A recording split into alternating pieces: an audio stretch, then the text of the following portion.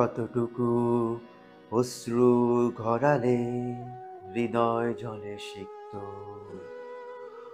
কত প্রদীপ শিখা জ্বালালে জীবন আলোয় দীপ্ত, কত ব্যথা বুকে চাপালে তাকে বলি আমি ধৈর্য।